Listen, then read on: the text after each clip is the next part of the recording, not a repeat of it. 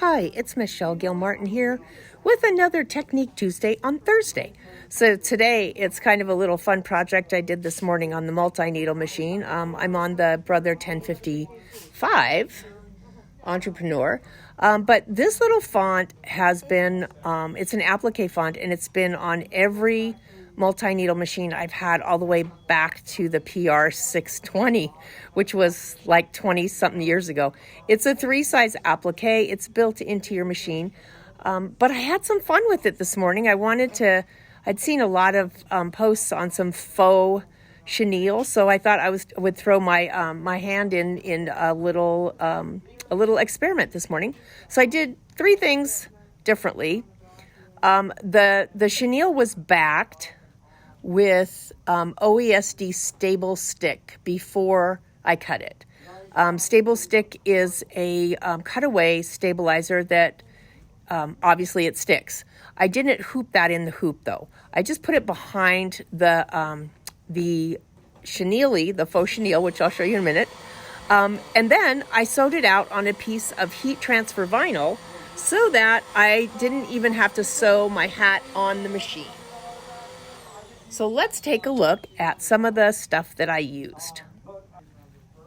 All right, if you guessed that I used a microfiber cleaning cloth, you guessed right. It really is kind of fun to play with. First of all, they come in a gazillion colors. They're really inexpensive.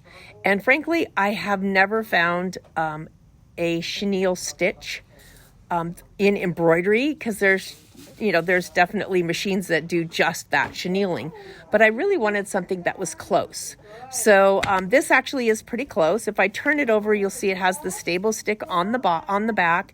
And I used the rotary cutter on my Scan and Cut to cut this out. It actually did a fabulous job. And that's been one of the aspects that I've struggled with, because I can't really trim this by hand and not have a bunch of fuzzies that stick out after I'm done, because it's pretty lofty when you're trimming. So the rotary blade on the Scan and Cut worked wonders.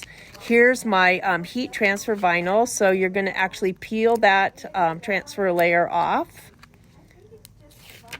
And then I started with a piece of cutaway stabilizer in my hoop. So let's see how I got the letter and how I layered this. All right, so from my selection, I went into my my fancy letters, and this AB, this one here, this is a applique font. And so the font itself is available in 3 sizes. When you pick a size, you have large, medium, and small, but you can also resize it. So I went ahead and started with the medium size, which I knew was going to be smaller than I wanted, because I wanted at least 3 inches. But I'm going to start by setting that, and then I'm going to size it. Now, if you're working with an earlier model of machine, you might not have the sizing with stitch recalculation, in which case either use one of the pre-programmed sizes, or you can change it in software. This is one of these designs that you can certainly export to your software. I'm going to go ahead and let it recalculate stitches for me. Right now, this letter is, I know you can't see the whole way up there, but it's 2.68 by 2.41. I'm just going to expand until the top number is 3. I just want more of a 3-inch font. So I'm just going to keep going. I'm going the wrong way. Oop, there we go. Let's go the right way, because that makes a difference, right? You get there faster. All right. So I'm going to select OK. And then again, this may not be a setting you have on your machine, but the newer versions of 6-needle and 10-needle machines, and I would say that goes back probably the 1055 and the 1050, and of course the Baby Lock comparable, and probably the 680 down to the 650 have this density setting. So I'm going to go ahead and select the density, and I'm going to increase it as much as I can, because I want a nice, lush outline around there. And I'm going to select OK. And then I'm going to select Edit End. I'm going to assign my colors. Well, I already have stops in there. I don't really have to assign anything, but I did this with navy blue, and the navy blue is on needle number 5. And I am ready to stitch.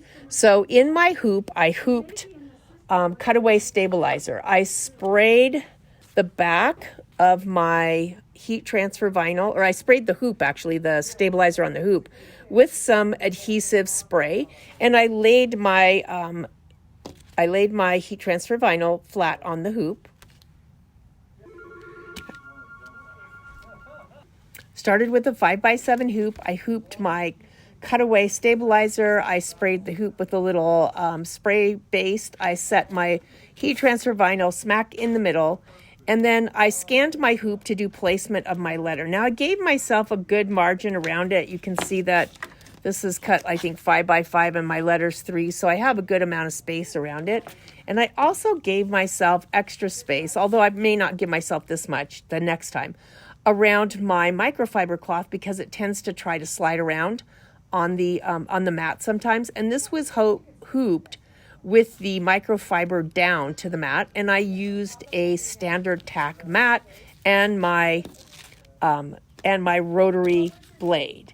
The end result is this fun little patch that actually you just fuse onto the hat. So even if you don't have a hat hoop, this works. Or if you do have a hat hoop and it doesn't sew 3 inches high, you have something that you can just then fuse. So I used just a mini heat press to fuse that from the back, and I am ready to go with a fun little project that's quick and easy on your multi-needle machine.